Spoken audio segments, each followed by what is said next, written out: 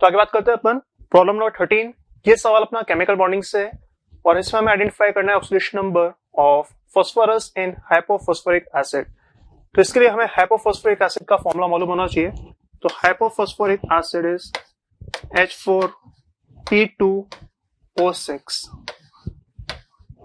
Right. अगर ये formula अगर हमें मालूम है तो हम लोग इसका कर सकते हैं। अगर आप चाहें तो एक्स वाले मेथड से इसका ऑक्सीडेशन में निकाल लीजिए। इसका ऑक्सीडेशन एक्स मान लेते हैं। ऑक्सीजन का -2 होता है, हाइड्रोजन का +1 होता है। तो अगर सम ऑफ ऑक्सीडेशन स्टेट को 0 कर दें तो 4 + 2x - 12 विल बी 0। और इसको अगर सिंप्लीफाई करेंगे तो x रहेगा आपका +4। तो काफी सिंपल सवाल था फ्रॉम केमिकल बॉन्डिंग। आइए आगे बढ़ते हैं। नेक्स्ट अगेन एक सवाल केमिकल बॉन्डिंग से। इसमें हम लोग वेस्पर थ्योरी की बात करें, जहां पे हमें कुछ कंपाउंड्स दे रखे हैं और हमें बेसिकली उनके शेप देखने हैं। तो एक एक करके देखते हैं अपन। अमोनियम आयन से स्टार्ट करें। तो अमोनियम आयन की अगर बात करें अपन, आप इमेजिन कर सकते हैं कि नाइट्रोजन के पास 5 इलेक्ट्रॉन थे और 5 इलेक्ट्रॉन में से एक इलेक्ट्रॉन अगर निकल गया है तो 4 इलेक्ट्रॉन है। और 4 इलेक्ट्रॉन को अगर हम लोग यूज कर रहे हैं बॉन्डिंग के लिए, तो यहाँ पर सेंट्रल एटम अगर ए है, बॉन्डेड एटम अपने 4 हैं और लोन पेयर एक भी नहीं है। ऐसे केसेस में स्टेट नंबर आपका 4 होगा। हाइड्रोजन sp3 होता है और शेप होता है आपका टेट्राहेड्रल। नेक्स्ट अगर बात करें XeF4, ज़ेरॉन की अगर बात करें तो इसके पास वैलेंस इलेक्ट्रॉन होता है 8 में से 4 इलेक्ट्रॉन यूज करेगा बॉन्डिंग के लिए और 4 इलेक्ट्रॉन बचेंगे, जिसको हम लोग 2 लोन पेयर की फॉर्म में लिख सकते हैं। तो हम बोल सकते हैं कि सेंट्रल एटम अगर ए है, 4 बॉन्डेड एटम है अपने पास और यहाँ पर हमारे पास 2 लोन पेयर हैं, ठीक है। ऐसे केसेस में स्टेट नंबर आपका 6 हो जाएगा। हाइब्रिडाइजेशन हो जाएगा आपका sp3d2। ज्योमेट्री आपका हो जाएगा यहाँ पर ऑक्टाहेड्रल। बट अगर शेप की बात करेंगे तो it will be square planar. VSEPR theory के एकदम बेसिक सवालों में से है। तो आप मैच कर सकते हैं। अगर अमोनियम को मैच करना है तो टेट्राहेड्रल से मैच कर सकते हैं। XeF4 की बात करें तो स्क्वायर प्लेनर से मैच कर सकते हैं। नेक्स्ट हम बात करें अगर SF4 की, तो SF4 के अंदर सल्फर के पास वैलेंस इलेक्ट्रॉन होते हैं 6, उसमें से आप यूज कर रहे हैं 4 बॉन्डिंग के लिए और 2 इलेक्ट्रॉन्स बचेंगे जो कि एक लोन पेयर होगा। तो अगर एक लोन पेयर और 4 बॉन्डेड एटम है अपने पास, X4L, L आपका यहाँ पे लोन पेयर, इसी कैसे लिख सकते हैं। तो स्टेट नंबर आपका 5 हो जाएगा। हाइब्रिडाइजेशन sp3d हो जाएगा। ज्योमेट्री आपका यहाँ पर ट्रायंगल बाइपिरामिडल हो जाएगा। बट अगर शेप की बात करें तो शेप हो जाएगा इसका सीसो का स्टैंडर्ड, ये बेसिकली एग्जांपल होता है। एंड नेक्स्ट हम बात करें BrCl3। तो BrCl3 की अगर बात करें तो ब्रोमीन के पास वैलेंस इलेक्ट्रॉन होते हैं 7 में से 3 इलेक्ट्रॉन यूज करें बॉन्डिंग के लिए, 4 इलेक्ट्रॉन्स बचेंगे जो कि 2 लोन पेयर में फॉर्म हो जाएंगे। तो अपने पास यहाँ पर सेंट्रल एटम ए, 3 आपके बॉन्डेड एटम और 2 आपके पास क्या है, लोन पेयर है। अगेन आप देख सकते हैं हाइब्रिडाइजेशन आपका sp3d हो जाएगा और ज्योमेट्री अगर देखेंगे तो ट्रायंगल बाइपिरामिडल ही होगा। बट शेप इस केस में आपका हो जाएगा टी शेप, राइट। तो अगर SF4 की मैचिंग करें अपन तो SF4 आपका मैच हो जाएगा किसके साथ, सीसो के साथ, और BrCl3 आपका मैच हो जाएगा किसके साथ, टी शेप के साथ। तो अगेन एक सिंपल सवाल केमिकल बॉन्डिंग से। आइए आगे बढ़ते हैं अपन। Problem number 15, which of the following is not a method of concentration of work। ये एक बहुत ही सिंपल सवाल है फ्रॉम मेटलर्जी। कंसंट्रेशन का मतलब होता है इनिशियल लेवल पर आपको इंप्योरिटीज को रिमूव करना है, धूल मिट्टी को हटाना है। तो यहाँ पर कौन कौन से मेथड हैं या कौन कौन से मेथड नहीं है, रादर आपसे ये पूछा रहा है। तो हाइड्रोलिक वॉशिंग कंसंट्रेशन मेथड होता है, फ्लोटेशन भी होता है। इलेक्ट्रोलिसिस नहीं होगा, इलेक्ट्रोलिसिस नहीं होगा क्योंकि इलेक्ट्रोलिसिस हम लोग यूज करते हैं या तो रिफाइनिंग के लिए या फिर रिडक्शन के लिए। लीचिंग आपका कंसंट्रेशन मेथड होता है। और लिक्वेशन की बात करें तो लिक्वेशन भी आपका रिफाइनिंग मेथड होता है। तो यहाँ से आपसे पूछा कि कौन सा आपका कंसंट्रेशन मेथड नहीं है। तो हाइड्रोलिक वॉशिंग आपका कंसंट्रेशन मेथड है, फ्लोटेशन है, इलेक्ट्रोलिसिस आपका नहीं है, लीचिंग है और लिक्वेशन में आपका कंसंट्रेशन मेथड नहीं है, राइट। तो ये आपके आंसर्स हो जाएंगे। आइए आगे बढ़ते हैं अपन। नेक्स्ट हम बात कर रहे हैं from thermodynamics.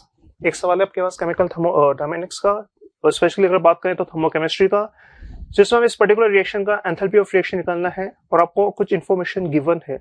Bond enthalpy of chlorine दे रखा है और electron gain enthalpy of chlorine दे रखा है gas, hydration enthalpy of Cl- gas आपको दे रखा है। तो ये आगे देखते हैं। तो ये जो आपका रिएक्शन था, half Cl2 gas giving Cl minus aqueous, इसको अपन एक साइकिल की फॉर्म में रिप्रेजेंट कर सकते हैं। जैसे मान लीजिए अगर इसको मैं डिसोशिएट करना चाहूं तो डिसोशिएट कर इसको पहले क्लोरीन गैस CS एटम में कन्वर्ट कर सकते हैं। इसके लिए मेरी जो एनर्जी लगेगी वो होगी हाफ ऑफ बॉन्ड एनर्जी। इसके बाद हम लोग क्या करेंगे, इसको इलेक्ट्रॉन दे देंगे, इलेक्ट्रॉन देकर इसको कन्वर्ट कर देंगे अपन Cl माइनस गैस में। यहां पर आपका जो एंथैल्पी चेंज होगा ये होगा इलेक्ट्रॉन गेन एंथैल्पी, और इसके बाद इसका हाइड्रेशन होगा तो आपको Cl माइनस एक्वस मिल जाएगा। तो यहां पर हमें हाइड्रेशन एंथैल्पी चाहिए,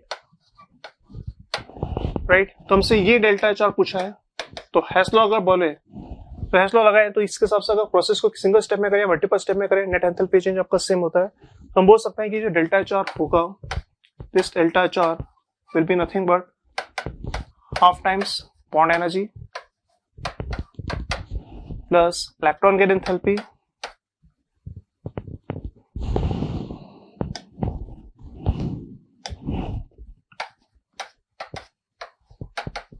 प्लस डेल्टा एच हाइड्रेशन। अब आपको ये सारी वैल्यूज यहाँ पर गिवन है, तो आप वैल्यू सब्स्टिट्यूट कर सकते हैं और आंसर निकाल सकते हैं। जैसे अगर बॉन्ड एंथैल्पी की वैल्यू देखें प्रीवियस पेज से, तो बॉन्ड एंथैल्पी आपको 240 दे रखा है, इलेक्ट्रॉन एंथैल्पी -350 दे रखा है।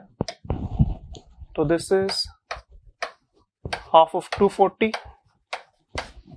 This is -350, right.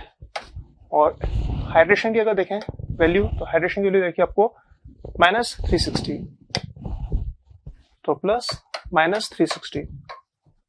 तो इसको अगर सिंप्लीफाई करें तो कितना जाएगा, दिस इज 120 -350 हो जाएगा आपका -230, और -230 और -360 हो जाएगा आपके पास -590 किलो जूल्स पर मोल। तो correct answer of this problem will be -590 kilo joule पर मोल, राइट। तो आइए आगे बात करते हैं अपन प्रॉब्लम नंबर 17 से। ये कोऑर्डिनेशन कंपाउंड का सवाल है और ये सवाल रिपीट हो चुका है, तो अगर आपने प्रीवाइक्यूज अगर करें ढंग से तो आप ये सवाल कर सकते हैं। एक इन्फॉर्मेशन बेस्ड सवाल है, आइए देखते हैं। तो आपके पास कोबाल्ट-2+ का एक कंपाउंड है जिसको आपने पानी में डाला, तो किसी आयनिक कंपाउंड को जब आप पानी में डालते हैं तो बेसिकली आपको हाइड्रेटेड आयंस मिलते हैं, या आपको ऐसा हो सकते हैं, आप ऐसा हो सकते हैं कि आपको एक्वा कॉम्प्लेक्स मिलते हैं। तो अगर कोबाल्ट-2+ को अगर आपने जब पानी में डालेंगे तो आपको एक एक्वा कॉम्प्लेक्स मिलेगा जिसका कोऑर्डिनेशन नंबर 6 होगा, और आपको गिवन भी है कि ऑक्टाहेड्रल कॉम्प्लेक्स बन रहा है। तो ये जो कंपाउंड X होगा ये ऑक्टाहेड्रल कॉम्प्लेक्स होगा वाटर का, लाइक दिस। ये एक पिंक कलर कंपाउंड होता है और यहां पर ये कंपाउंड आपका X है। तो कोबाल्ट-2+ को आपने पानी में डाला तो आपको एक्वा कॉम्प्लेक्स मिला, और फिर इसको हम लोग ट्रीट कर रहे हैं किसके साथ, Cl- के साथ। तो जब Cl- के साथ इसको ट्रीट करते हैं तो ये भी अगेन एक इंफॉर्मेशन है कि कोबाल्ट-2+ जो होते हैं वो Cl- के साथ कोऑर्डिनेशन नंबर 4 में जाते हैं। तो यहां पर आपको एक ब्लू कलर कंपाउंड मिलता है COCl4-2। ये आपका कंपाउंड Y है जो कि आपका ब्लू कलर का होगा, राइट। और इसका जो शेप है वो Z दे रखा है, तो आपको Z भी आइडेंटिफाई करना है। तो अगर ध्यान से देखेंगे कोऑर्डिनेशन नंबर 4 की बात करें तो या तो स्क्वायर प्लेनर होगा या फिर टेट्राहेड्रल होगा। बट अगर बात करें इसकी तो यहाँ पर कोबाल्ट-2+ की स्टेट में है, कोबाल्ट-2+ आपका 3D7 हो जाता है, और साथ में अगर वीक फील्ड लिगेंड है अपने पास तो ऐसे केसेस के अंदर आपको टेट्राहेड्रल शेप मिलता है। तो कोई बहुत मुश्किल सवाल नहीं है, अगर आपने पीवाईक्यू ढंग से कर रखे हैं तो आप ये कर सकते हैं। तो यहाँ पे XYZ पूछा रहा था, कंपाउंड X आपका ये है, ठीक है। कंपाउंड Y ब्लू कलर का आपका ये होगा, और शेप की अगर बात करें तो शेप आपका टेट्राहेड्रल होगा, राइट। आइए आगे बढ़ते हैं अपन, ठीक है। गैसीय स्टेट का एक सवाल है डाल्टन्स लॉ के ऊपर, देखते हैं। तो 0.6 ग्राम कंपाउंड X या 0.6 ग्राम ऑफ गैस X अपने पास है, और 0.45 ग्राम ऑफ गैस Y है जिसको हम लोग मिक्स कर रहे हैं। तो अपने पास यहाँ पर एक मिक्सचर है जिसमें गैस X भी है और गैस Y भी है, ठीक है। आप उनके इंडिविजुअल वेट दे रखे हैं, इसके करस्पॉन्डिंग आप चाहे तो इसके मोल्स निकाल सकते हैं। तो मोल्स ऑफ X हो जाएगा आपका, भाई वेट आपको दे रखा है 0.6 और ग्राम मोलर मास इसका दे रखा है 20। तो अगर इसको अपन सिंप्लीफाई करें तो इसको ले सकता हूं 3 इंटू 10⁻², राइट।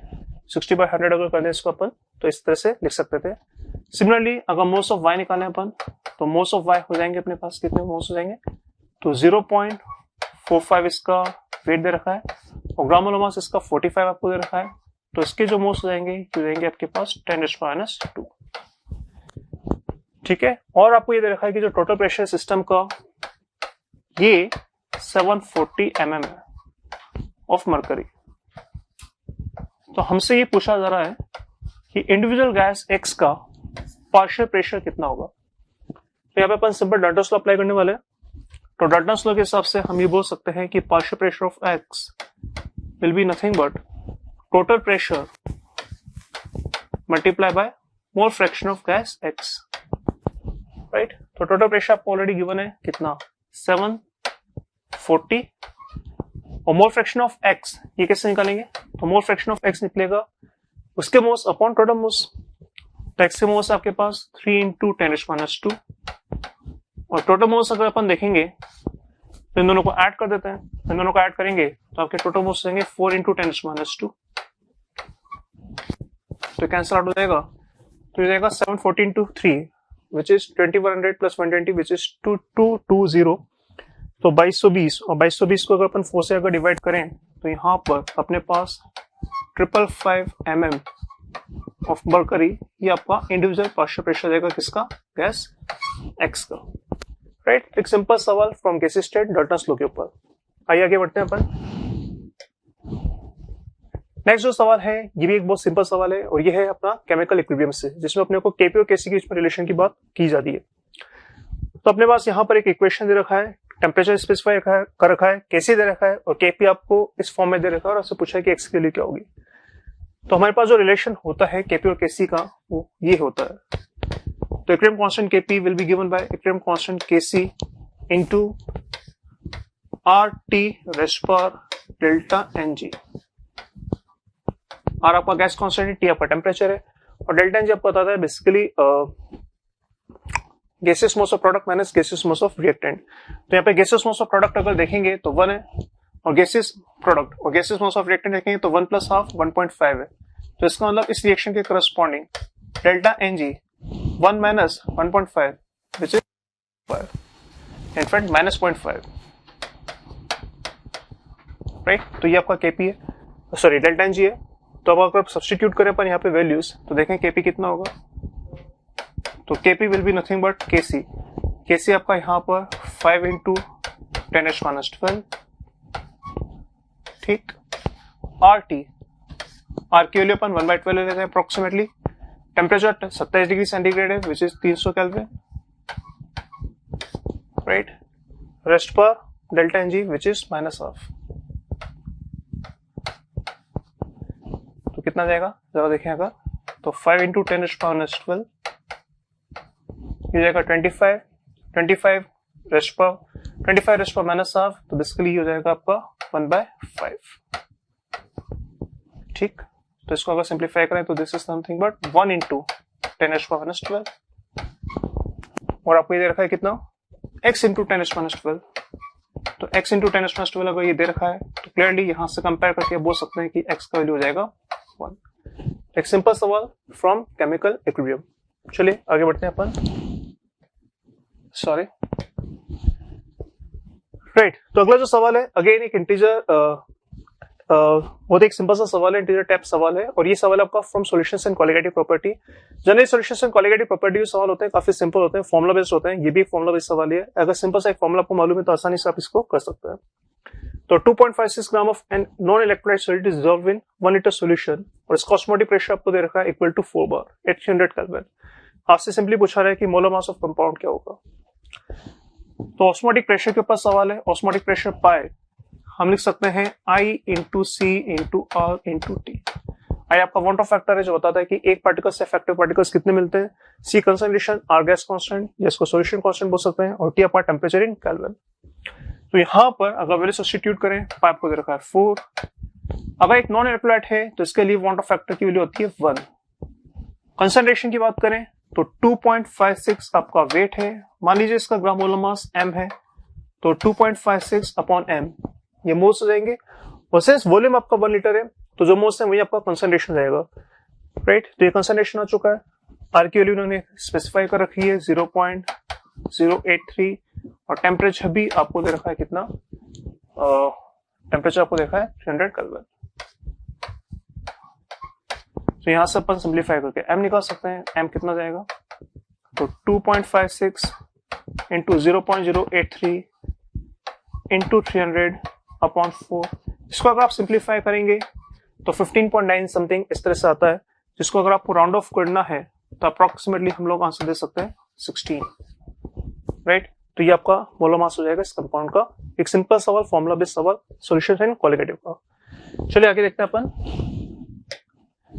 तो अगला जो सवाल है ये सॉल्ट एनालिसिस का है, क्वालिटेटिव एनालिसिस का है, और ये भी बहुत कॉमन सा इन्फॉर्मेशन है जो कई बार पहले रिपीट हो चुका है क्लास में। हम लोग कई बार इसको स्ट्रेस देके समझाते हैं कि भाई ये चीज याद रखो, काफी इंपॉर्टेंट है। ध्यान से देखिए, तो कॉपर 2+ का I- के साथ रिएक्शन हो रहा है। तो कॉपर 2+ आयन को अगर आप I- के साथ ट्रीट करेंगे तो आपको क्यूप्रिक आयोडाइड का पीपीटी मिलता है। बट ये क्यूप्रिक आयोडाइड का पीपीटी डिसोशिएट कर जाता है और डिसोशिएट कर अल्टीमेटली आपको क्यूप्रस आयोडाइड का पीपीटी मिलता है अलॉन्ग विद I2, राइट।